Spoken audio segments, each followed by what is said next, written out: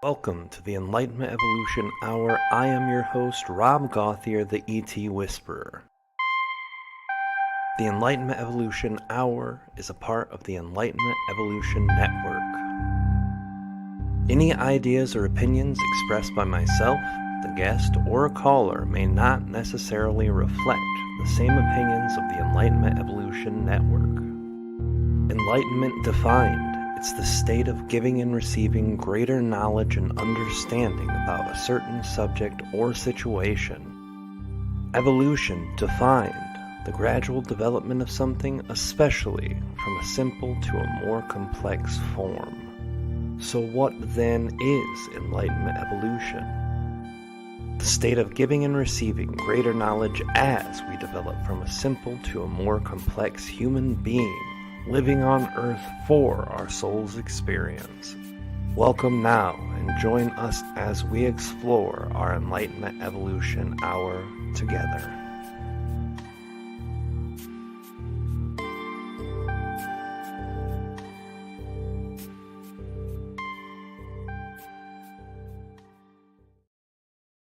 Hey everybody, welcome to the Enlightenment Evolution Hour. I'm your host, Rob Gauthier, and this is the Enlightenment Evolution Hour. Enlightenment Evolution Hour is a part of the Enlightenment Evolution Network, and we are simulcast every Wednesday live at 10 o'clock p.m. Eastern, 7 Pacific on both the Enlightenment Evolution Hour Facebook page and the Matrix Minds Facebook page as well as the ET Whisper YouTube page, and afterwards it is redistributed through the Forbidden Knowledge News Network and also Conscious Awakening Network. Both places amazing. Matrix Minds amazing. Amazing stuff that's always happening on all those places. So if you want content all the time, check out all these places because they've got tons and tons and tons of backed up content with amazing topics, ideas, guests, everything. So check those out, guys. Welcome tonight, everyone. I am appreciative of everyone being here in the chat. Welcome, Brainiacs from the Matrix Minds. I see you guys in the chat. Welcome, welcome. Tonight we have an amazing guest. Michelle Espinosa is here with us live tonight, and we will be bringing her in just a couple of minutes. First, I want to announce network announcements. We do have the show Out There Talk with Valiant himself is an Instagram live show, and it is every Tuesday and Wednesday at 12 midnight or 11:59 p.m. Eastern time, and that's 8:59 p.m. Pacific. You can go to his Instagram page at Out There Talk and connect with him. He's always got an hour show talking to people who are on the edges of reality, things that are weird to normal people, but are very exciting to explore. And he's a very cool dude. Me and Kalina have both been on a show. Kalina's old friend from high school, and it's a really interesting thing. Also, the mothership will be back, I believe, in the next month or so. That's what I heard last. So we'll go from there. I'll announce as that comes. As for the show, the Enlightenment Evolution Hour announcements, next week on the 12th, we have Peter Benson. The week after, on the 19th of July, we will have Amy Robeson. And then on the then we have some planned out in August. August 16th, we have Riz Mizma, and his wife Araya will be the next week on the 23rd. Both of them are going to be there with me at the Conscious Life Expo in Los Angeles in February of next year. And pretty soon I'm going to be having some other people who are a part of the Sedona retreat that's happening this September as a part of the show. One of them have already been a guest, and I'm going to try to get him to join us before that event takes place. All of you know Ruben Langdon will be there doing some stuff, which leads me into the ET Whisper announcements. During that September event, I believe it starts on the 22nd. It's a Thursday, Friday, Saturday. 3-day retreat, extensive retreat. I'll be doing workshops there indoors, and then also we'll have a day where I'm out and about, going through some of the Sedona vortexes, high-level energy places, and we'll be doing a walk through the wild, and we'll also be doing some connections to guides and all sorts of amazing stuff while I'm there at the Sedona event. And the reason Ruben's going to be there is because in the evening time, both him and I will be hosting the CE5s, where we're going to be calling UFOs to come check us out. As many of you know, Arizona's hotspot for UFOs, so there should be a ton of activity. And Ruben's been practicing this weekly for years now, and he's got very proficient at it. Every time I intentionally go out to look for a UFO, it's always there. So it should be a really successful, really amazing thing. So check that out. Also, we're going to be doing another sale on the workshops for the ET Whisper. So if you haven't joined our email list, go to etwhisper.com. Just stick around for 30 seconds and it'll pop up. Do you want to join the mailing list? Just put your email there and we'll get you the notifications. And that always includes discounts on things like our workshops, one-on-one personal sessions, as well as these events that I'm doing. If an event that I'm not hosting, but another person has invited me as a guest, like this Sedona event, then what will occur is any discounts that they give me to give to my people, I will share them there. So join the email list if you really want to check it out, guys. But I'm not going to keep going with announcements. I want to bring in our guest here in a minute. I want to tell you a little bit more about Michelle. First of all, Michelle Espinosa is Certified Shamanic Practitioner, Reiki Master and Teacher, Astrologer, and Blueprint or Creation Code Reader, Spiritual Intuitive Alchemist, and Artisan. She is the owner of LSFSanctuaryLLC, and in 2015, she successfully completed Reiki training, certified her as a shinpiden Master and Teacher, graduated from Shamanism 101 LLC. Shaman Collage is February 2019, and she has a competency of certification in direct divination, cord cutting, extractions, merging, word, dance, and song healing elements, creating rituals, soul seeing, sounding, soul retrieval, soul recovery, and psychopomp. She's also very active at the Matrix Minds. She is one of 3 people that do a show over on the Matrix Minds network, including the owner of the actual show, The Matrix Minds, Matthew Turner, a good friend of both of ours, and myself and her. Those are the 3 shows that go on over there, and we'll talk about all of that. But I want to welcome you in because I think more than any bio that I can read, I think you can tell me more about yourself than anything I can read from a bio. So welcome, Michelle. Thank you so much for being here on the show tonight. Welcome. Thank you so much. I'm so excited to be here with you all. Oh, well, we're excited to have you. And I want to start off where I always start off. The first question is always a little awkward to ask, and I ask it a little differently each time, depending on the reaction from the last person I asked that. But we'll get to know your story. But I want to know what in your childhood and your young adulthood developed you into being a person who was open to exploring the world of the spirit, to explore shamanism, to explore all of these things that you're doing now. What type, because only certain type of people will ever open themselves as an adult to these things. So what kind of things did you go through as a child, as a young adult, that created your personality that let you be open to all this really amazing stuff? Okay, I would say in my case, I probably, instead of opening to it, I shut down from it.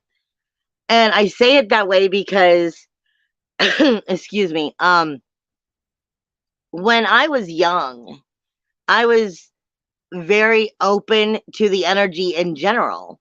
I was, long story short, I would start having conversations with the Egyptian god Ra at probably like age 7. And Wow. he would, he would show up in my room and would start talking to me. And as a young child, I was scared of him, but not scared. Like I knew something was odd. It wasn't something anybody else would believe me. So I never said anything. And I tried to take it into, I mean, to this day, I will fight with Ra. I mean, at age 7, I was fighting with Ra. So you had And to argue out your points with him? yeah, to this day, it's funny. I mean, but I mean, I was at enough of a young, tender child age to know that this wasn't normal, because I remember I literally, from the fear in me, I used to steal the knives from, the kitchen, and I used to keep them hidden in the bed because I was afraid. But he never harmed me. He would just show up and start talking to me. And I would feel him in the room, and I would be like, you need to leave. I don't want you here. You're not supposed to be here. You're the boogeyman. Yeah, I bet. at, As a at that 7-year-old, that young could be age. terrifying. At a young age, I mean, he just was so naturally there. And as I grew older, I shut it off more than opening up, Yeah. if that makes any sense. Yeah, absolutely. It's something of a rare phenomenon that happens. I did that a little when I was younger. I had one or two very vivid experiences. I had really good intuition. I had vivid dream states. But the more I was told, well, no, you were sleeping. That was just a dream. Dreams aren't real, blah, blah, blah. It tends to shut you down anyway. And with you having that much more of an intense experience that was repetitive, that scared you, I can only imagine trying to want to step out of that and step away from that a bit, especially without reference. Because as a kid, we trust 100%. Everything mom and dad say is the law. Everything adults that I trust say is the truth.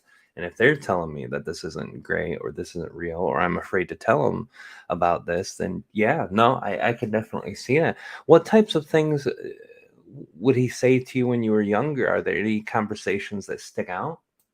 Mainly, he was trying to tell me to sleep in the other side of the room. He didn't like where I was. I was not, I guess, like feng shui related. I was not in an area that was good or healthy for me. And to this day, like, I am very picky about where I sleep and how things are. And I don't even follow feng shui, but I don't follow that. But I mean, like, it's weird because I pretty much, and the reason why I said I don't follow feng shui is I sleep in the north. My head is in the north. But I see. as we move further, my main guide is the Grim Reaper. I deal with Azrael, and Oh, there are two perspectives of him. There is the angel Azrael, and then there is the Grim Reaper, which is two perspectives. Just like any human being has part soul and part ego, so do they. that And makes sense. and being that as I grew up and what I was going to become, working with psychopomp and stuff, it makes sense now that I was supposed to be in the north end of the room. Uh, I don't know how to explain it better, but that's in most feng shui. They're like, that's the death pose, and I'm like, well, when you look at who I'm dealing with, that kind of makes sense of to why I'm supposed to be in the death pose when I sleep, and why I'm most open in that direction. But it was usually along that line, or I did have, my parents would fight a lot when I was younger, and he would try to console me and help me feel better and tell me that it really wasn't as big of a deal as I would take it. My father drank a lot. He wasn't a bad guy. He just drank a lot. And my mother didn't like it. And you know, I remember standing like in the hallway looking through the mirror that would look through the window that would, turn around. Like I was using it to, how like they say Egyptians would put the mirror on so it would catch the light. Yeah. and they could see in the pyramids or the theory of that. Well, I would do that same kind of idea with like the windows and the mirror so I could see what was going on, because my parents would be fighting and my mom would always get mad at him for drinking too much and want to be like, that's it, I'm leaving. And so I would stand there and watch the fight. And when she'd get mad, I'd run back to my room so it looked like I was never paying attention. And Ra would come in because he's of light. So he would come in bringing, the healthier ideas and stop thinking that way. So, I mean, he was there to help me for whatever reason I was awake at that point before I closed it all down, if So that makes sense. so how did that work, the closing down? What age were you? What kind of led to that? Was it just something that came up that was the last straw, or was it a gradual kind of releasing or stepping away from that? It was just kind of life getting in the way of life, being a teenager, being a kid. I mean, I was always interested in the esoteric. I was always interested in spirit. I always knew that that was real. I always knew that there was more than this. Like, again, when I was a child and they say you have, your make believe friends, Right. and I remember like playing with my stuffed animals and stuff, and like making a train and stuff out of them and in my mind. But that's what it looked like to everybody else. What I was actually doing was, playing with them and like spirit animals. Like, I've had a lion with me, I've had all kinds of different energies and entities that were there all of that time. So I was always open to it in that sense. But as I started to actually make friends with humans and stuff and get involved in life, and like I was in gymnastics. I remember my mom telling me about it when I got older, telling me that like I was in gymnastics. I was almost in the Olympics. I got out because I hurt my ankles and my knees so bad. And she started me when I was way young, probably like 10, I don't know. And I would go to, these classes and start learning gymnastics. And I remember mom telling me that one of the other parents is like, why doesn't she ever play with the other kids? And she was like, yeah, you just don't know my daughter. She's sitting there deciding who is worthy of her. And then I would be like, only choose one. I was very picky. I didn't mean to be picky or stingy, but I mean, as I started to grow up and out of it and into, you know, a teenager and a young adult, I knew about it, but I wasn't part of it anymore. That makes sense. And that experience with other people as you started developing and relationships and becoming a teenager, did that expand, or did you stay pretty close to the vest with yourself and with your own personality in life? Well, I mean, as I grew up and stuff, and as, like I said, I never truly, truly walked away. I never became like a disbeliever. I always knew, but it just wasn't happening anymore. And it was like as if I'd forgotten, because there's certain things as you're an adult that, you know, will trigger the memory to remember things. You Oh know yeah. what I'm saying? Oh, absolutely. And you don't remember what you're not remembering until you're triggered to remember it. But as I grew up, I was still very picky about, I mean, I would always be friendly with everybody. I would hang out with, the a clique full of a lot of people, but I really would only stick with like three, you know. And as I got married and I grew up and I became older, like my family was my life. So I wasn't big on the. I mean, I would be known by friends and groups or peers and so forth. But if you really wasn't in my immediate circle, I didn't really care. Right. Right. I can dig that. It's just I stuck with where my heart space was really. Um, no matter what that heart space was in, because it wasn't always in healthy places, but I stuck with where my heart space was. Sure. Yeah, sure. And being true to yourself is something that's important. And, especially after you reignited that spiritual aspect, I bet you that served you well. But can you take us through that part where uh, you refound those memories and started kind of connecting back with that energy, and then it integrated into your Oh yeah. experience now? I believe wholeheartedly I was woken up on purpose or re-woken up on purpose. And I believe that it took a couple years to truly get me back on board. Uh, one Christmas, our house caught on fire. And the next Christmas, the house flooded. Oh my And lord.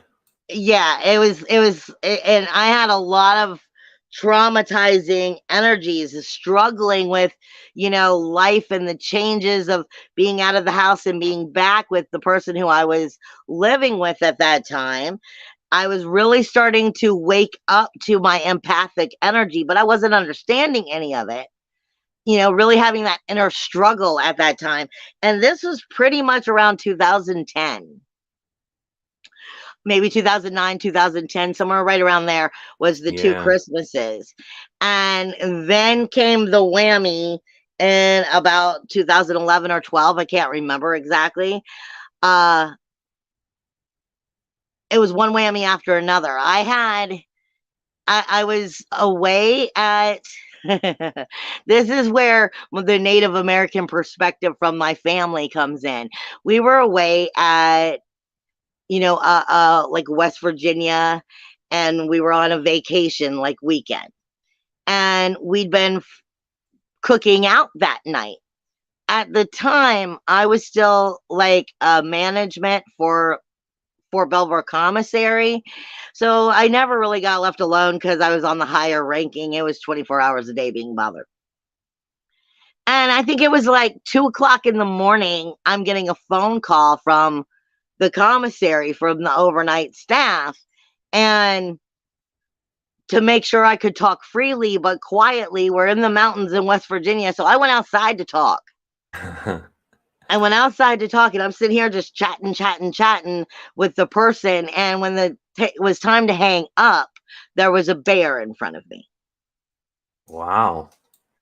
And I literally, in order to get, I remember sitting here. The bear was the awakening part. Shortly after that came a robbery, which really lit me up, which I'll explain that in a second. But I remember I'm sitting here on the phone. I've alerted him to my loudness, me being awake, being right there, da da da. We'd been cooking out the night before. He's looking for food. He was right by our grill, and our grill was close to the door. But from the distance from the door to the grill and the distance from me to the door were about equal. Right in the And middle I then. remember turning around and I'm going, so I can run and probably die, or I could just suck it up and I could just act like I've got the balls of steel and I can walk towards that house and let myself in. And I chose to walk towards the house. I walked towards the house. The bear literally looked at me with his face turning like, I can't believe this chick. I bet. I Those ran in the bears are house, woke crazy. everybody in the house up. But that was my first, and I say to this day when I deal with spirit or when I'm dealing with animals and the way nature tries to talk to us, the way, not society, that I was where the unification of the planet, Gaia, and the oneness. I'm like, if you're not listening on spirit, it will cross over into the three-dimensional. And if you know anything about animal spirit guides, like I said, that was my Native American perspective coming through. The bear was a wide awakening. Yo, it's time to wake up. But then I think it was maybe a year later, I got robbed at gunpoint. And when I got robbed at gunpoint, I literally turned around. I was at the shop that I was working at, and I was watching TV, and it was almost 11 o'clock at night. And I heard the door to the shop open, but I wasn't sitting at the desk or where the register was. I was sitting somewhere else. And there was like this column to where I couldn't really see the door. So I heard the door open, and I got up and I walked over to look around the column, and I literally walked face first into the gun. Holy God. And and then I'm being told that they're going to rob me. And if you I am a Leo. Oh. And I laugh because this is about the dumbest thing in the world anybody could do, and I would never tell anybody to do what I did. But I've got this gun to my head, and he's like, I need you to open up the register. And I'm like, yeah, you can hit no sale. He's like, what? He's looking at me, he's like, open the register. I'm like, you see those cameras? I'm going to lose my job either way. I was like, so you could do it yourself. It's no sale right there. Whoa. But the key is, the day after that robbery, I was scared to death. And that was the first time I started seeing Azrael or Grimm. And they were with me for a good full year. One of the two were with me almost for a full year. I went into such an awakening at that time. I started picking up gods. I started picking up different spirit animals. I started picking up different shaman from different time. It was like every bad dream that I had ever had, or horror movie, like just became my life. That's, I mean, that's to someone who doesn't see spirits, to someone who doesn't see that realm or dimension, and then just automatically start seeing it on top of this large trauma that you just had gone through, multiple years of traumas, if we're being honest. Because I know we went through a small flood, and it was like our whole world got turned on its head. So I can't imagine a fire and a flood and having someone put a gun in your face. But these are all pretty extraneous circumstances. Um, I'm stubborn. Like I said, that's why Rob fights with me. Yeah, but it makes sense too if you're not getting what your guides are trying to tell you, and then it's going to manifest through in a physical sense too. So that really resonated with me and kind of hit me hard because I'd never considered that as an idea. I always knew, when you're working with your consciousness and trying to put in the work, that the work that you don't do will always surface. But to think of it in that real of a way and that visceral feeling that would come with it on having that type of experience is absolutely amazing. Um, so what then? I mean, now you're floating in the world of spirit after having that shut down for so many years. What do Yeah, we do at that point? when I woke up, I didn't kind of wake up. I woke up, and I was scared out of my mind. I was not about to go to the church because all that was going through my mind is they're going to lock me up. Yeah. They're going to lock me up and think that I'm crazy. I know, I right after the bear incident, me and the guy that I was dating at the time for like 7 years, we split up like right after the bear incident. So when the robbery came, I had actually moved back home and was living with my mom. And so as I'm starting to truly come into this awakening, this time I'm not keeping quiet like I was as a kid, but I'm not knowing. So I had to start, I wasn't understanding. So I started looking into like esoteric. I started looking into, all these other cultures of what in the world I'm seeing and I'm dealing with. And no, I'm not crazy. And Grimm was there most of the time, and he would just stay far away and just watch me. He was always keeping an eye on me. And then I finally started to realize he was keeping an eye on me. He was there to help me. And sometimes I would get Azrael. The difference is Grimm does have ego and can definitely get mad. in this sense. I wouldn't say that it's evil, because some people like to see, the Grim Reaper from that perspective. Oh, But see, sure. I get a lot of people who definitely do. So I'll have to change it to me speaking about Azrael, so that people will respond the way that I'm trying to make them respond. But Azrael would be the higher dimension. He would be more of divine, where Grim is divine. He understands it, but he also understands the human perspective. So He he's hasn't more lost that balanced with human it. perspective. Yeah. Right. So And was there any physical difference in their appearance, like when you would see them? I don't know if you're seeing like their full details or just apparitions. What was different in that? I will definitely, for me, with Grim, I will definitely see mainly the robe. I will see a robe, like you think of when you think of the Grim Reaper, like the big robe. And I rarely ever see the face. More and more in the last couple of years, I see his face, but usually it would be such a robe that would be there. Now, when it's Azrael, actually, I will get more of a light, but I will see like the dark wings Okay. from a perspective from behind. So I'm still seeing a light and dark. It's just the way I would assume it's the way that he knows that I will accept him. That makes sense. Yeah, come as you can accept is something I've heard a lot of angelic consciousnesses do, but a lot of ETs even screen memories, projections into the conscious mind of the person. Yeah, that makes sense. Well, also I've dealt with I've worked with several other mediums, and I think it's funny because we could be having a conversation with a client or helping someone, and we're all pretty much saying the same thing to the person, but it's like we're talking to a different entity.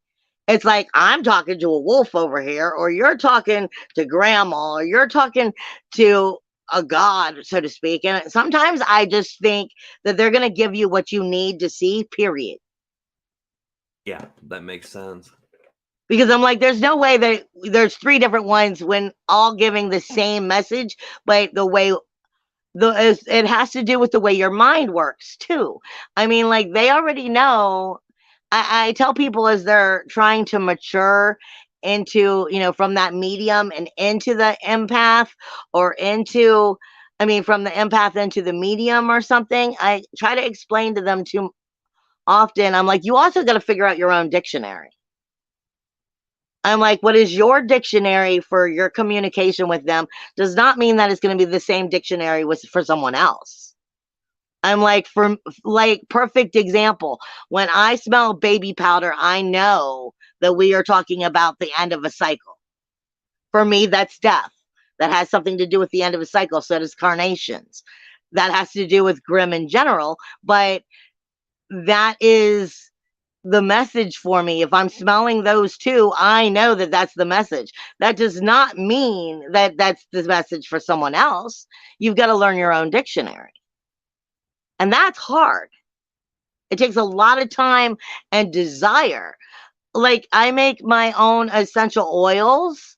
Um, well, I make them, but I apparently I've done it in other lives. Um, I have several essential oil lines and sprays and baths. And the reason I'm bringing them up right now is because I would smell them before I ever created them, but I would never know what I was smelling. And then once I went into creating my business and start designing these things, I have a formula when I make my stuff. I don't just make it off of what the humans tell me or what, science has looked up. I literally, like, if I'm trying to make something for, grief, I'm going to look up what everything I can for what would be aromatherapy and stuff along the line of grief, as far as crystals and oils. And I'll make this big long list, and then I leave it out, and I wait for spirit to tell me out of that list which ones to use. That's fascinating. So I wait until they tell me, and usually it's almost always 5 items and a oil. But and I'll see them fighting with each other as to which one it is, because like I'll start circling the information and then all of a sudden it'll go dead. There's no more conversation about that specific, smell, and then these others will start changing. So I know if this circle, it'll take a couple days, sometimes it takes a couple weeks even, and I'll slowly, every time I see them highlight it, I mark it a little bit until it gets full circle. But the point is, many of these products that I have, I would be smelling it in my medium conversations, like as I was growing into where I'm going, and I would be dealing with somebody learning how to be the medium. You know what I'm saying? And stepping into not being afraid to just speak to this person, but I would be sensing or smelling these things, but I hadn't made it yet. But as soon as I started making it, I'm like, I must have made these in other lives. That's amazing. It's coming so natural to you, and the sense of smell, is this something that's really heavy in your own intuitive sphere, like your perception based energy? Is it a lot of smells that you deal with as well as some visuals, or is it pretty equal to your visuals? Um, I would say if you want to look at it from the level of like the clairs, as they like to put it, I never have all 5 at once. Right, that No, makes my sense. nose is probably the strongest of all. My nose will drive me insane. My nose will drive me insane. I can smell mold from like a mile away. Okay. Um, like in somebody's house or something. I'd be like, I'm telling you, there's mold in here. Da, da, da. And everybody else is like, no, there's not. And I'm like, yes, there is. Or but my nose picks up things and it will drive me crazy because sometimes I'm not sure, just like the oils I made. I don't know what it was. I have to sit there and play with it. I'll get tastes in my mouth too, where sometimes I see them and I never hear well. Sometimes I see them and it's like they just put the message in my head, and it's like I hear through them looking at me. What is that called again? Like Yeah, I'm like not they're sure. they're looking at me and it's like I'm reading their mind or Right. they're reading mine. So it's like a direct it's like a download without the word per word telepathy style. Yeah, typically. Okay. That makes sense. And Yeah. yeah, I mean, I get that a lot, especially when I am dealing with things of not of this earth. I mean, like I have had an Arturian that I've dealt with. I've had a reptilian, a draconian, a Pleiadian, and it was always the same. Like they just look at me and I know. And like it's like I've received the information. I don't hear well from like those who have passed over. That when I'm dealing with them in psychopomp, that more goes into my third eye. Like I will see images. What does that word psychopomp mean? I read that in the bio, but I'm not quite sure what that means. Psychopomp is actually, I can't remember the correct name reason for why it's named that. But what psychopomp is when like people of this world have passed but didn't cross over. It's like they're stuck in the between. I see. This happens often when it's like an accident or like a major accident, like a pile up of cars on 95 or an interstate Yeah. Yeah. or a bombing or something, and you'll end up sometimes I've had it because I get ones often that don't realize they're dead, or they're holding on to this earthly dimension with their own grief and their own pain, and they're not letting go, so they're not actually crossing over. Now, the psychopomp is me and my guides dealing with them and helping getting them to the next phase, to into the light. So you're trying to help them get over to that the light side of it instead of being stuck in this in between area. Well, for one, nothing they say in some of my shamanistic training, they say that there are ancestral spirits that choose to stay, but pretty much if you was not chosen to be one of those spirits, you are not meant to stay. And this is where possessions and stuff often start to grow into. I'm like, if you was a spirit walking around, originally you died, and all of a sudden you didn't make it into heaven. You just died and you're still here, but nobody could see you anymore. And you don't know what to do. So you end up following your loved ones around. And it starts out well enough as, you know, generally caring about them. But if you followed them around for 6 months, 2 years, 3 years, you want some attention. Oh, sure. You You want to want you have that want to feel interaction, right? something. You want to touch something. You want to taste something. And a lot of times this is what the possessions will come from. It's not necessarily even that it was evil. It's that they're going crazy. And it's important for us. This, like I said, that's one of the things I deal with. I deal with a lot of underworld gods and Grimm and Azrael. And I deal with a lot of that energy of we've got to get you to the other side because you're not supposed to be here in the in between. That makes sense, and a lot of the spiritualism church that I went to before during the very beginning of my own spiritual experience talked about a lot of souls passing over and beings who weren't able to go over, and they were stuck in that. A lot of time people would compact their feelings and expand their suffering, and then it would really cause a lot of energetic responses that weren't good, and some people would get caught in that loop permanently, and that would create these really negative human Exactly. beings. Even though they were kind and loving in their life, they just had some trauma that grew, and because it was so obsessive in that realm, it would overextend. So yeah, that makes sense. So this possession thing from these types of beings who are just stuck in, like you're saying, it's some of it's probably not even intention to harm or to be evil or to hurt a person. It's just, damn it, I want to be able to interact with my loved ones. And yeah, that's very profound. I actually have had some experiences where I would feel really heavy energy, and then when I would talk to my guides about it, find out that,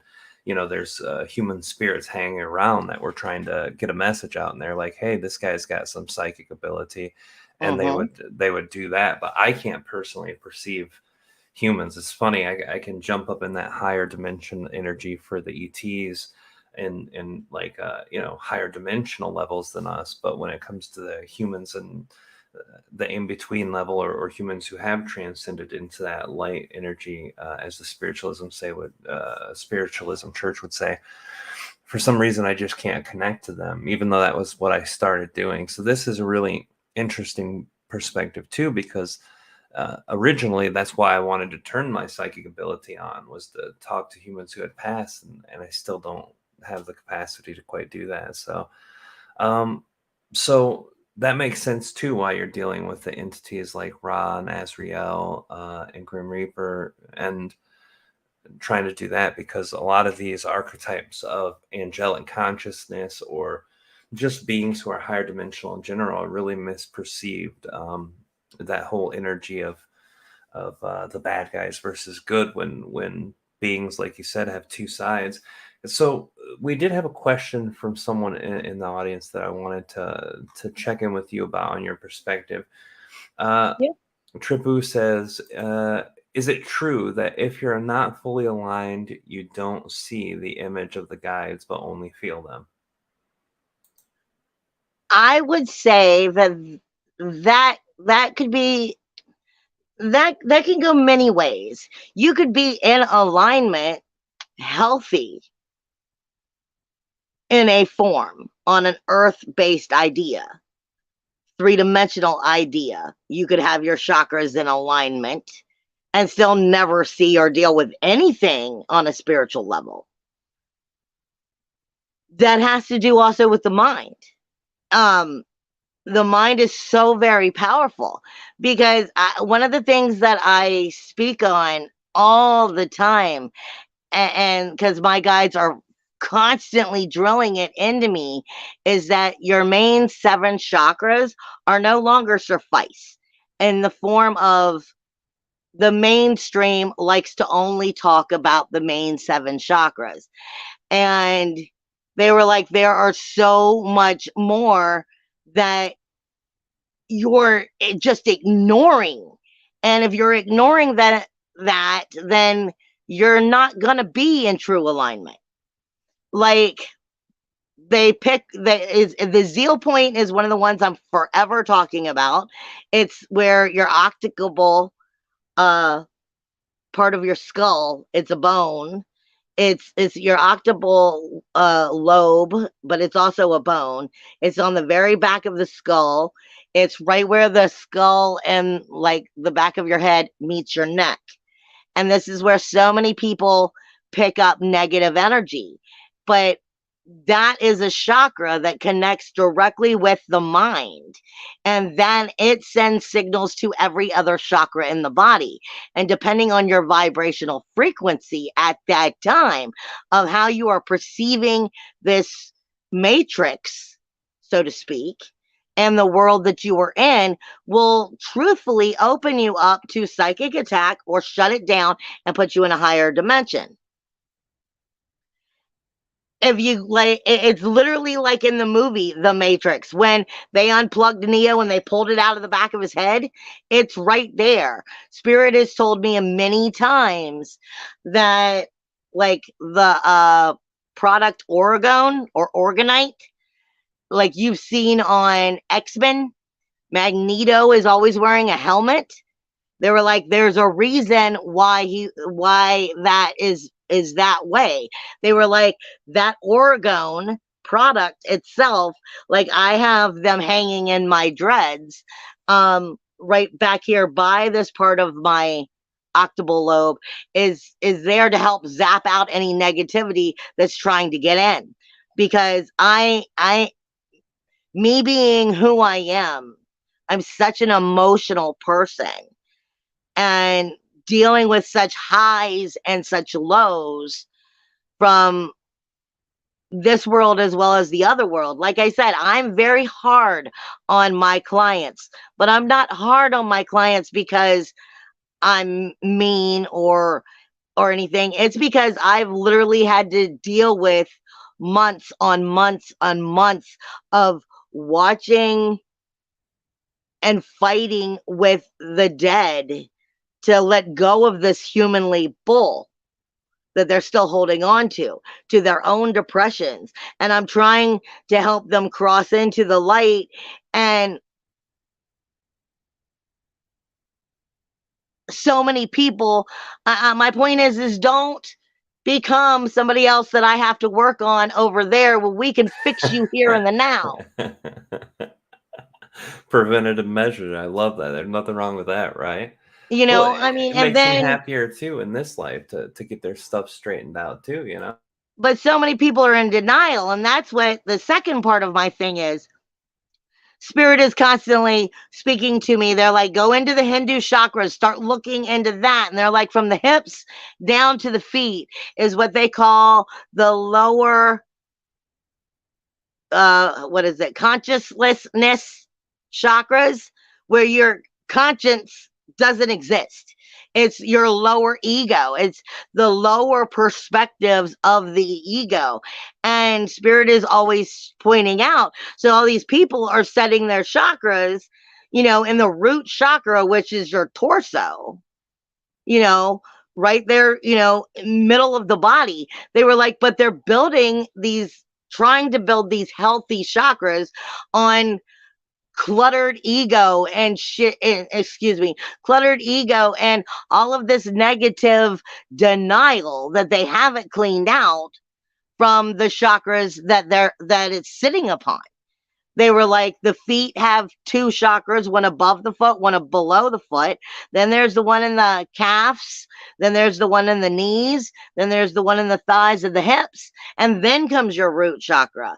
And they're like, if you keep falsely trying to balance and put your alignment in without truly understanding the entire body, then you're not going to get there. And some people like me, I mean, I have a really horrible health. I have a horrible diet. I I I've got diabetes. I have problems with my health, you know. And if you wanted to look at it that way, there would be no reason for why I'm seeing spirit. Right. Right. So that's what I'm saying is being in alignment helps you in the life and your body and your clearing.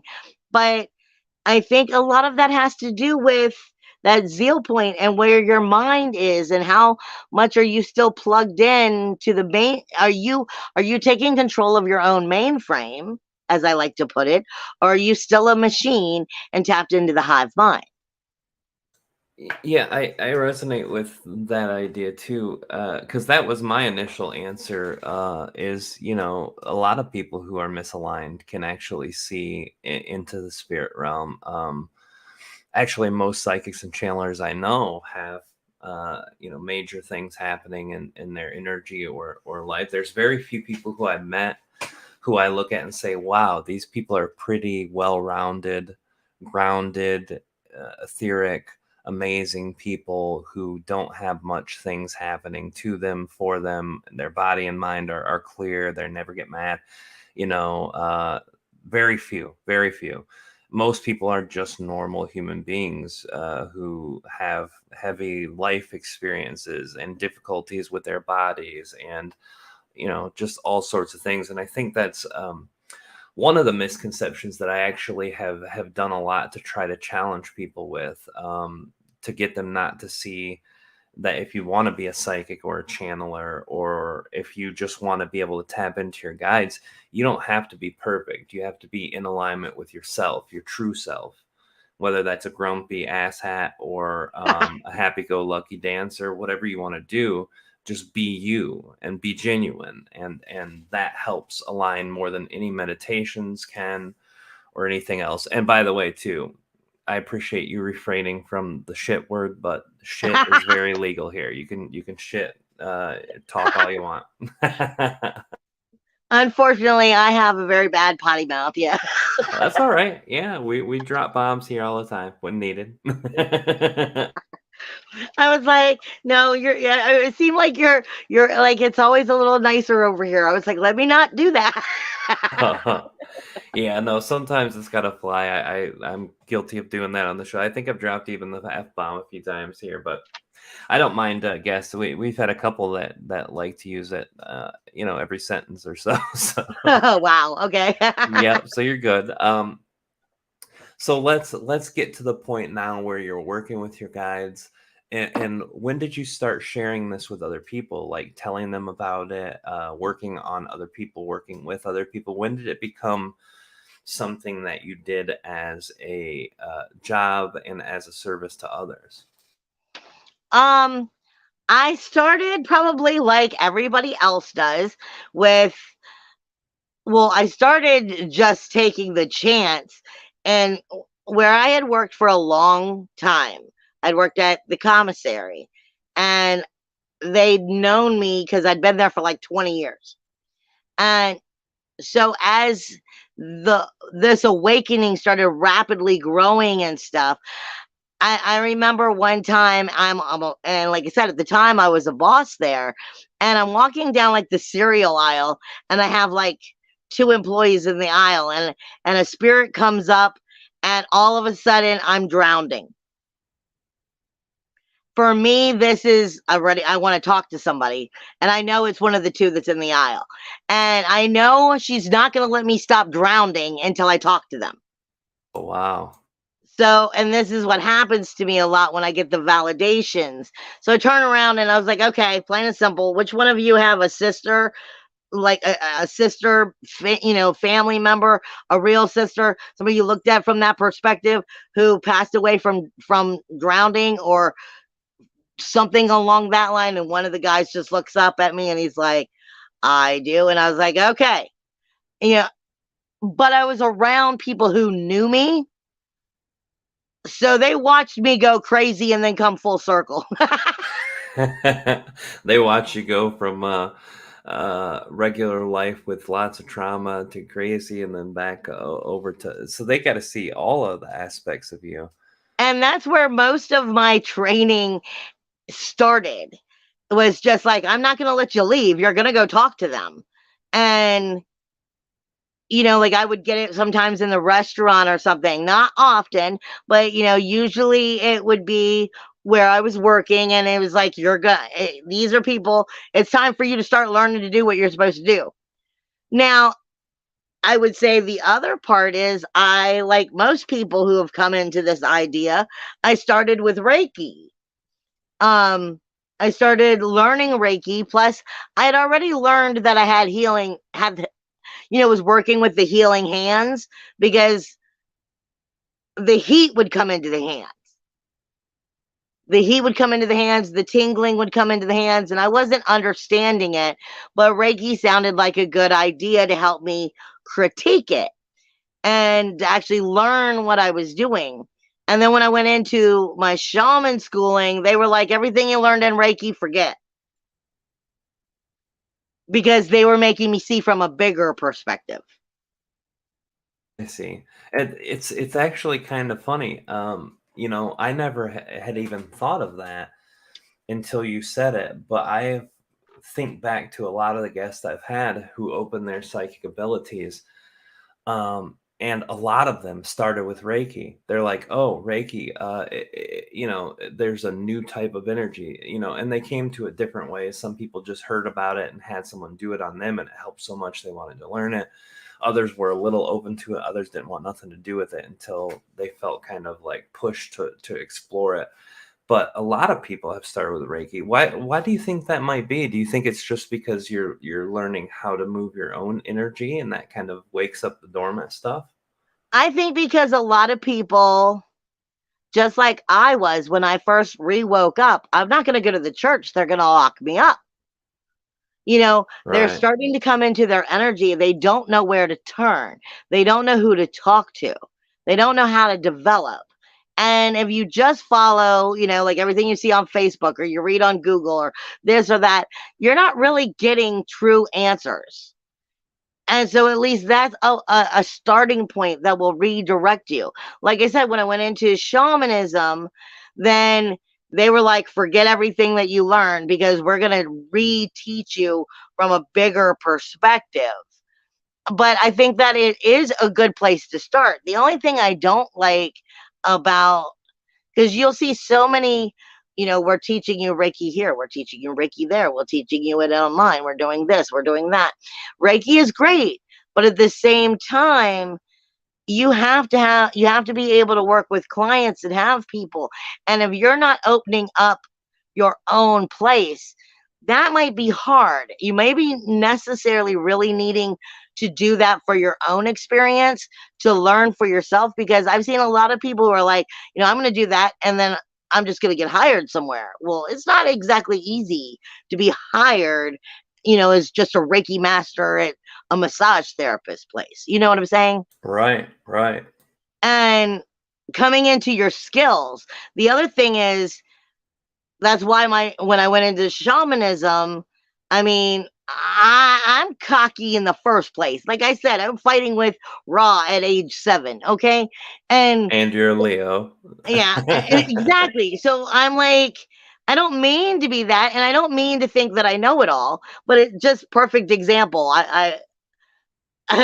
I got into a fight with Raw through another human being who was a medium, while another medium was standing there laughing because he was trying to talk to me and I wouldn't answer him. So he jumped in the other medium, and I turned around and I snapped at him, and I'm like, Raw, how am I going to know what I don't know if I don't know what I don't know until I learn that I don't freaking know it? So until I don't know, of course I think I know it all. Well, that makes a lot of sense, right? I'm like, I have to. It's not like I want to fall down or that I'm wrong. I mean, or that I'm right or I'm wrong. But you learn through trial and error. And just like any other human being, you're going to jump in thinking that you've gotten good at this, that you've become an expert at this, that and you get a little cocky and you want to do things too fast. And when I deal with, soul retrievals or soul loss or, even e- entities and so forth that I'm having to remove because, you know, so many things happen.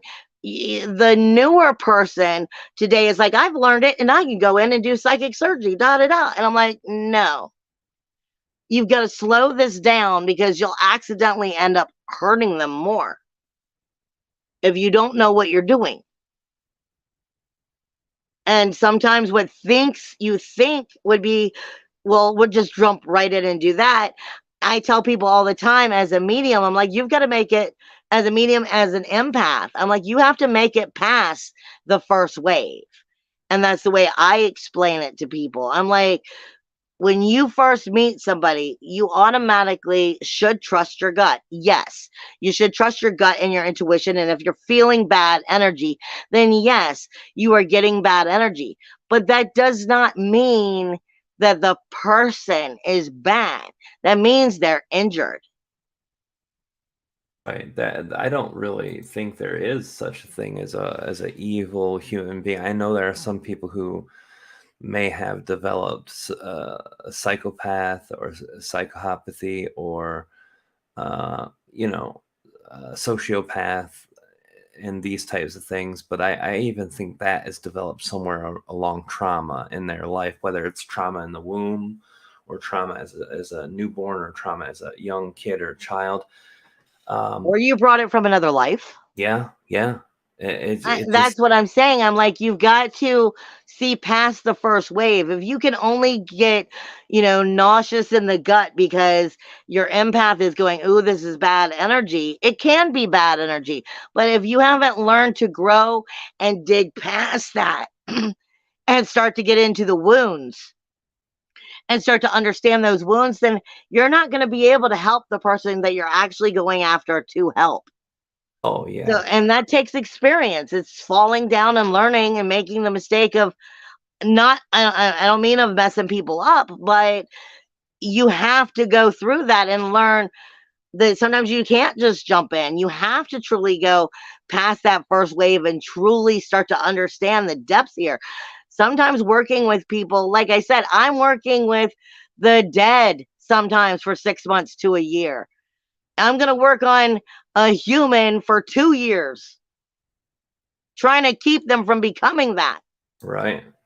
Yeah, it makes your job easier, but in the long run, it helps that person too, because the type of resistance that will keep you kind of stuck after life is usually pretty heavy resistance that's unresolved, that is hidden from either the person hides it in themselves or they themselves hide away from the pain. Uh, and it's There's a usually lot of something that denial. can be Yes. done. Yeah, it's got to be easier to deal with it in life than after, for sure. That makes a lot of sense. And that's what I mean by I'm such an emotional person because I can see what others will never see when they're dealing with, the dead who haven't crossed. I call, the between the stain. Because for me, when I'm working with them, they're in a stain. They're in an illness that they haven't been willing to let go of to move forward. And I'm trying. I am hard on people, like I said, because I see them lie to themselves over and over and over again. And then I see myself doing it even in my own growth. And that sucks. That just sucks. There's no better way around it. You'll see somebody who constantly does the same cycle over and over and over again, and they can be the greatest person, but they're not willing and ready to heal or learn. And you can't force anybody to heal who's not ready. Just like you can't wake someone up whose mind is not willing to bend and wake up that way. Right. That's very, very true. And see, And my guides started warning me of this way back in like 2018 and 19 and how much rougher it was going to be. And they were like, this, I understand I was woken up now and been put through such a hard chore because of the people who I was going to be dealing with. There's so much going on right now and so much change that's meant to get us in such a better place. But there's so much that people still are in denial of. yeah, and that makes sense too. The whole energy of the self denial, even people who have been woken their minds up and their hearts up can still do it. That means it's impossible for everyone not to be uh, susceptible to that type of self delusion or self lying. And it's rough too. One of my guides actually said when someone asked them, they said, I'm worried about my family through this awakening. None of them want to listen to what I have to share with them. None of them want to see the truth. None of them want to see. And Treb told them, if you try to push and they're not ready, first of all, it's not going to work. Second of all, it's like you're stepping on their soul's toes anyway. All you can do is offer the truth to them as you see it. And all you can do is offer your love to them as they see it. But if they don't want to accept it, they're not going to. It's going to hurt you just as bad as it is to them to try to Exactly. force it down their throat. So I love that. I did see a Azrael told question me too. pretty much the very same thing. I mean, it breaks your heart, but there's nothing you can do. Oh, absolutely. There's absolutely nothing you can do. And I did see a question here in the chat I wanted to pop in real quick. Tammy from our Matrix Minds crew. Hey, Brainiac. Tammy says, do you think that if you're born with a birthmark, that's bringing a past life trauma into this life?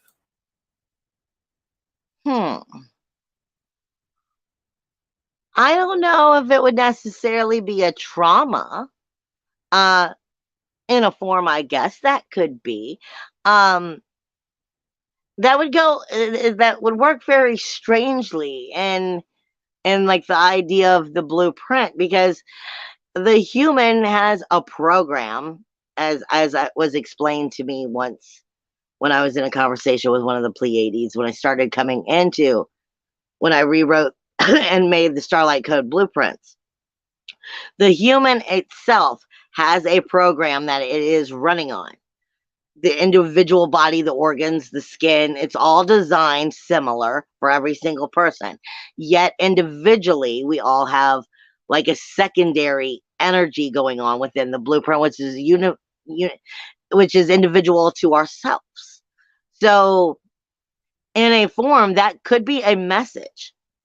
It could be a message, but who knows what the message is? Yeah, that makes sense. And, a lot of the ties with past lives too are such a strange thing that we have. I know that trauma can transmute, but a lot of the time the focus on what you're doing in this life has a lot to do with it too, from my own understanding.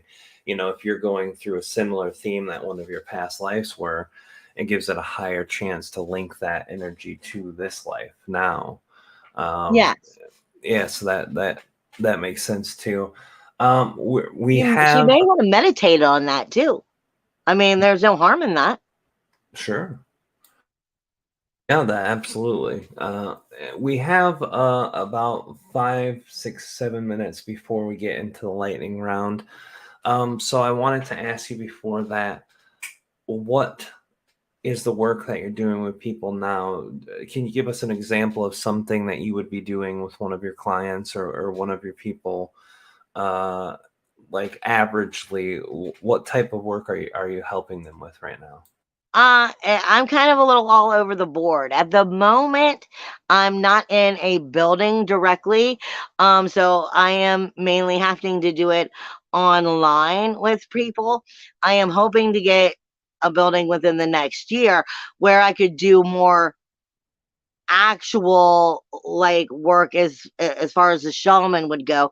And I would say, as far as the Reiki and ideas along that line, yes, I can do that through distance healing. I have also removed, like cord cutting and removed entities and things along that line from a distance. But typically what I do on a daily basis when I'm with my clients are either people are into the blueprint, wanting to understand their individual blueprint, because in it is written part of how to help your own self come into higher vibrations by understanding the way it was writ the way it was written within you. Like they say, as above, so below. And as they say, astrology would be like the outside world, like your three-dimensional world, what you're dealing with. While the blueprint is the same idea. It's taken from the astrology, but I place it in the body.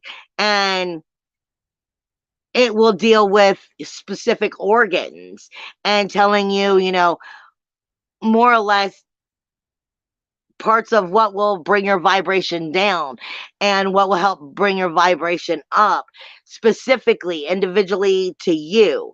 I channel this for about 14 days. There's usually about a 20-page, like written 20 pages for the blueprint as I channel it.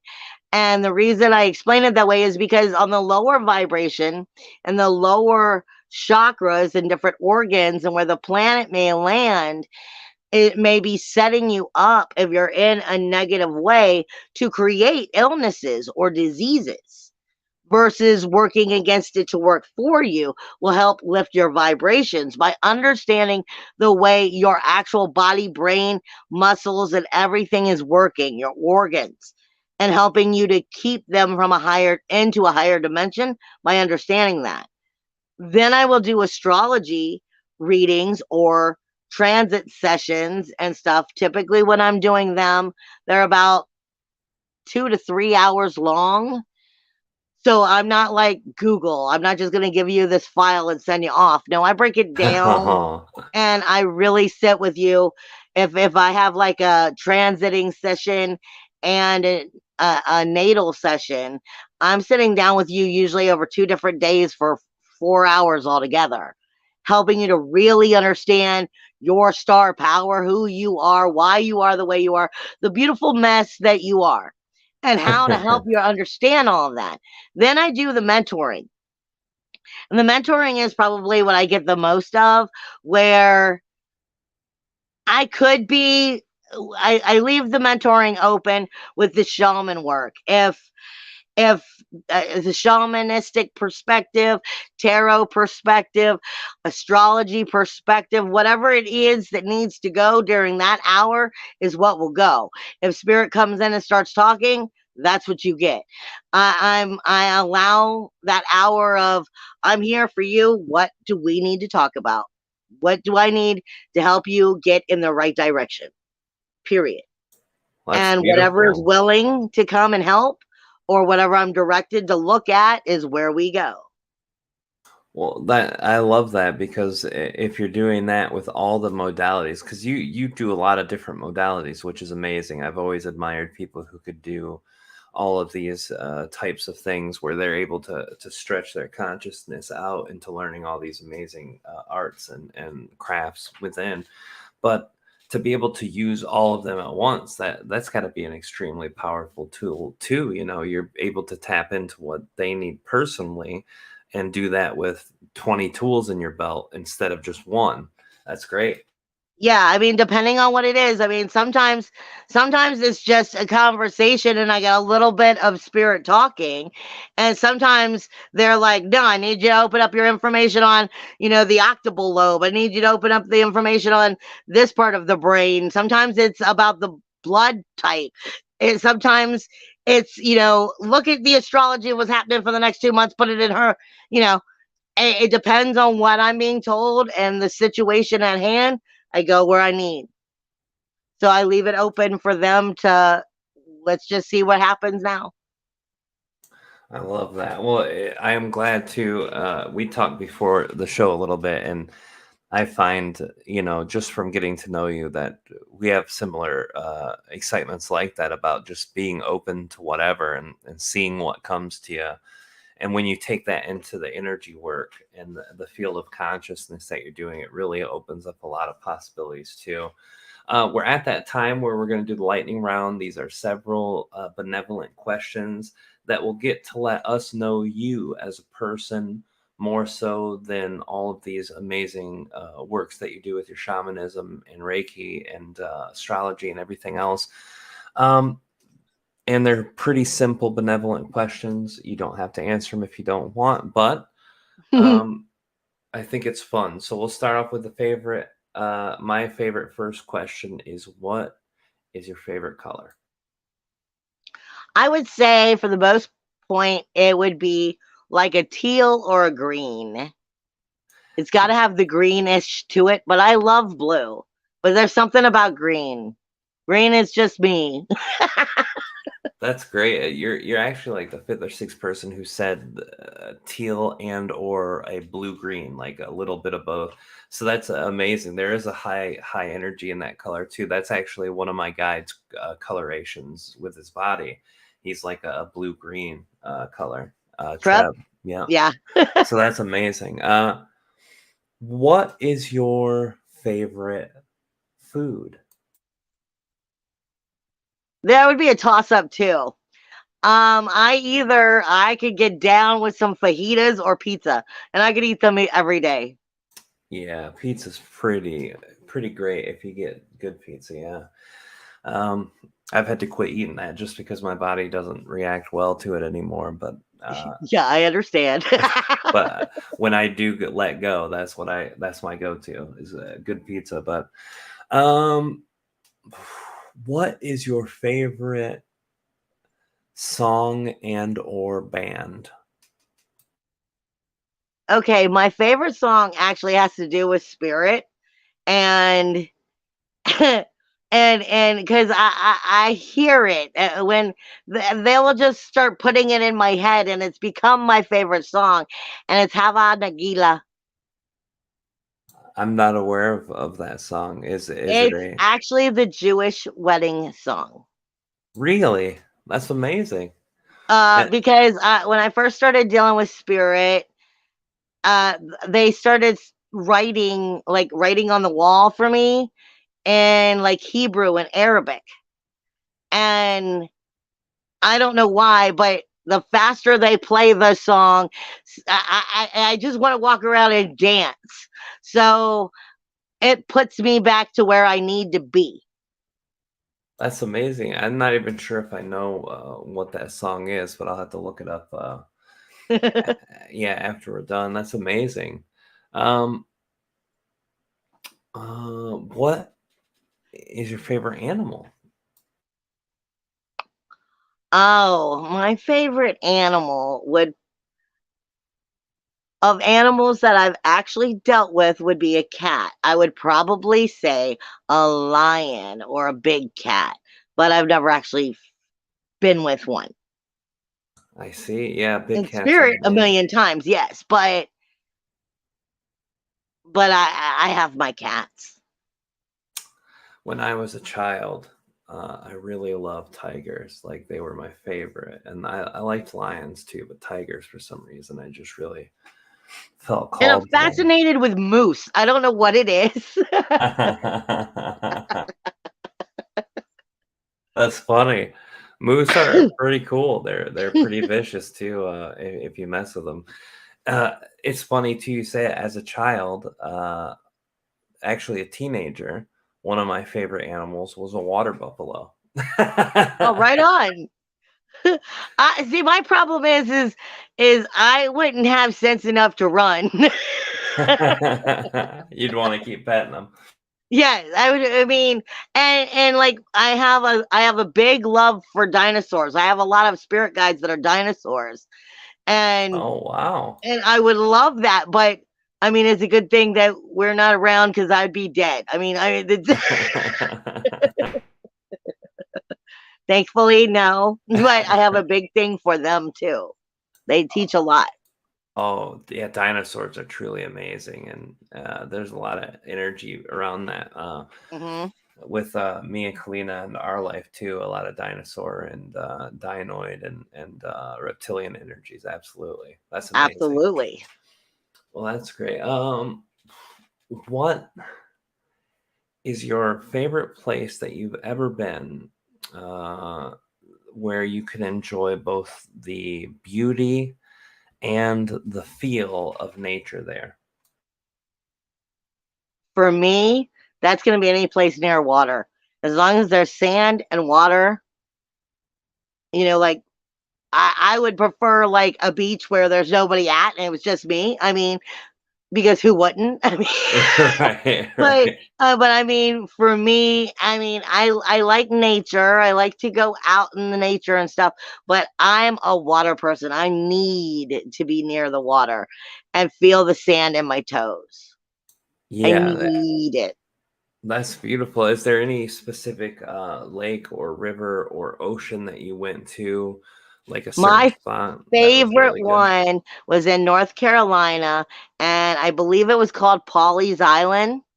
Oh, And that's because it's an island that people will rent out, and there's not many people on it.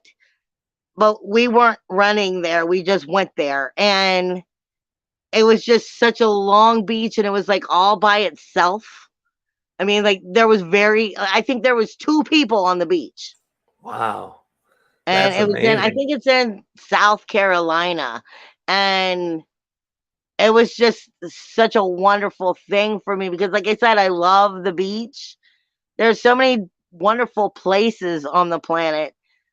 But if you could just leave me on a beach with my lawn chair, I would be happy. That's amazing. Yeah, I don't blame you. There's a lot of beach in the Carolinas that are beautiful, North Carolina, South Carolina. I've had fortunate time to be able to see those. Not as much as I have in Virginia, but definitely that's beautiful. Last question is going to be, what is your favorite childhood memory? Hmm. Let me see. Childhood memory. Now, see, my childhood is where it's weird, is when I think I started losing a lot of memories there because there might have been trauma going on that I don't fully remember. I would say probably, no, one of my favorite isn't very young childhood, and it's actually sad, but it is my favorite, is my dad had a shed and all of his tools and crap was in the shed. But he had built like these what would look like bunk beds, but they were across from each other, not on top of each other in the shed. And I used to play in there a lot.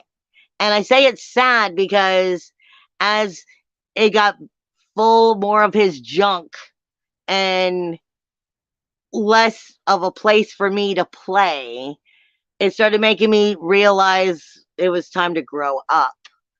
But the fact that he had made pieces of it for me when I was younger to play, I still have the ladder that was for like where I would get up into like the bunk bed piece so I could play like house in the room and stuff. I still have the ladder. When I moved away, I ripped that ladder out of the shed and it sits in my bedroom now. I will never let that ladder go. Oh my word, that is amazing. That's very sweet. The energy with having something from a parent like that, especially when they pass. It's from childhood is just such an important thing, and I learned that too with the things my mom and dad saved for me. I still have my Boy Scout uniform. My mom gave me that just Oh, a few years ago. Yeah, and that was very precious to me too. Well, thank you for sharing that. I know it's not always an easy question. That's the one question I had that I never considered the aspects of the possibility of discomfort with people. But I did rip a couple people up with that question before, not unintentionally. So I'm always a bit more cautious and telling people too, hey, if you need to skip a question, skip it. That's the only one I really think that has the power to affect people, because some people have really bad childhoods too. So, well, I appreciate you sharing this. And I'm going to give you an opportunity to let everybody know how to find you, what you've got coming up with, anything that's exciting for you and all that. But before we do, I want to share my own perspective on connecting with you. I've gotten to know you through Matthew and through the Matrix Minds people, which are an amazing group of people. And he's always spoken so highly of you, and getting to know you has been a great pleasure. But I'm also very, very happy to see that you're so excited about what you do and about helping people go through their things too, because as we know, there are tons of people with trauma here on Earth, tons of people who don't really know what they want with their life, and a ton of people who just need help, people insightful, wonderfully intelligent, awoken people who really need just that extra bit of insight or reflection. And you do all those things so beautifully. So I appreciate you being here. Oh, thank you. Oh, absolutely. And thank you for doing what you do. So I'm going to shut my mouth and let you, of course, everyone also, I do need to let you know, we have all the links below in the live versions and anywhere that it might not be live and that it's reduplicated. But if you need that, look in the description. But also, can you share, how people can find you, how people can get a hold of you, where to go if they want to connect you, or anything that you have that's coming up here in the near future that you're excited to share? Just share away. All right. Well, first off, I'm trying to make sure I get it all correct first. I am trying to bring out a Patreon page where I'm going to have like open once I get it all right. I'm trying to make it to where I will do like astrology for each sign, basically, as well as some individual readings and so forth. And I'm going to be putting that out, but I'm hoping to put with that. I had done a radio show, like a podcasting show a while back. They covered so much spirituality and stuff with my friend Hill Hippie. And Hill Hippie was unfortunately he's not with us anymore.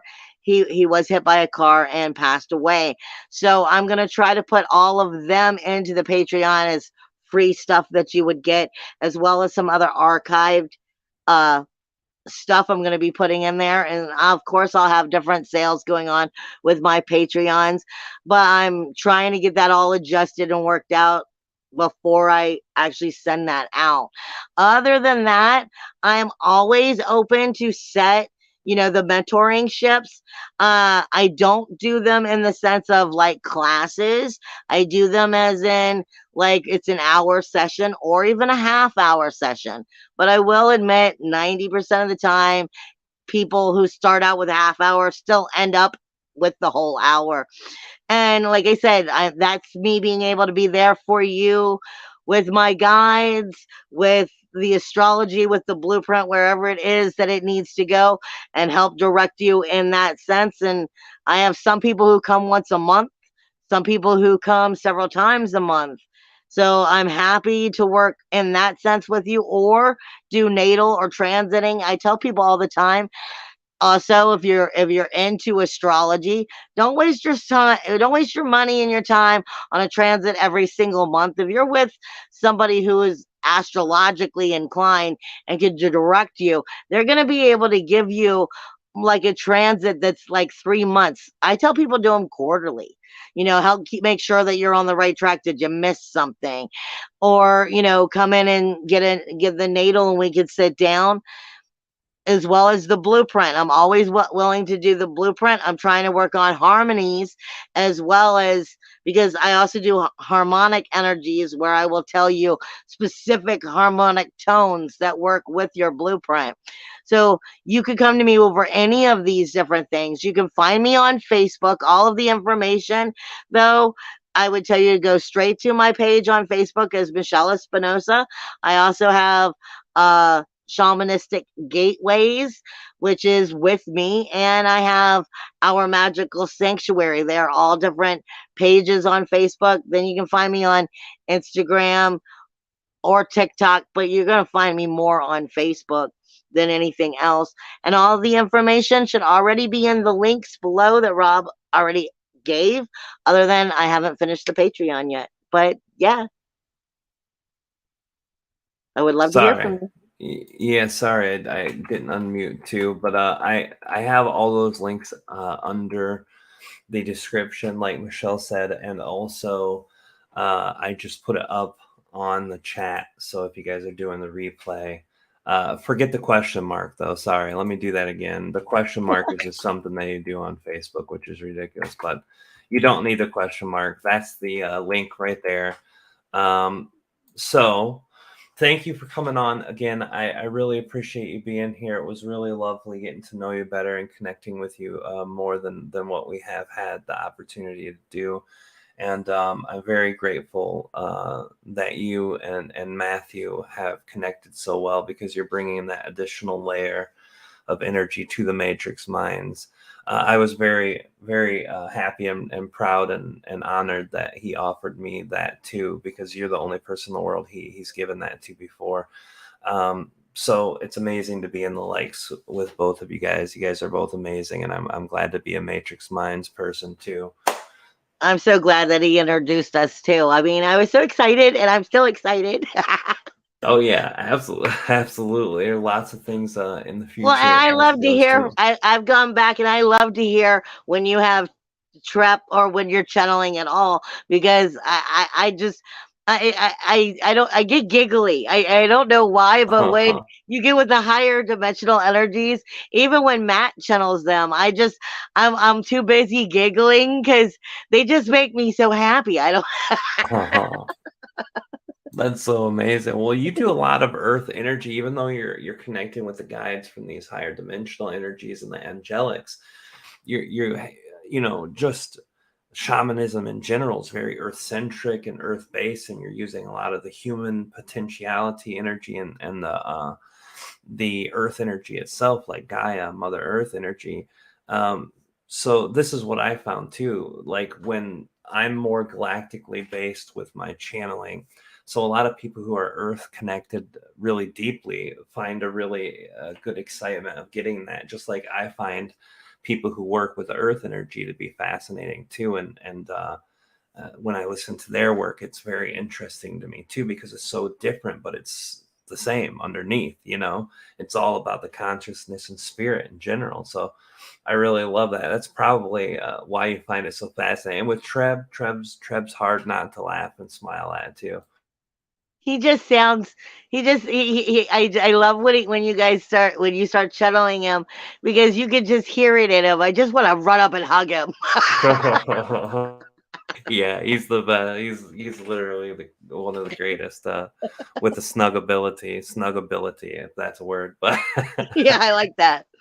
I love it too. Well, thank you for sharing that too, and I really appreciate it. And thank you for coming on tonight. And when we get down to the circle of a guest again, we'll have you back on probably either later this year or early next year too.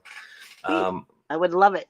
I would love it too. So thank you so much. And thank you guys for listening tonight. We're here every Wednesday at 10 o'clock p.m. Eastern. That's 7 Pacific. And next week we will have Peter Benson, and the weekend after that, Amy Robeson, and on and on. And in August, we will have Riz Mizra and his wife, Oriah Mizra. So come out, check out the shows. We will get those links up for you as soon as we can. If you want to stay up with who's going to be on, if you're not here every week and you don't like listening to the show every week, you prefer to listen to guests that might interest you, you can always find out ahead of time on the Enlightenment Evolution Hour Facebook page, which will be converted to a website, probably Enlightenment Evolution Hour or EEH or something to that effect.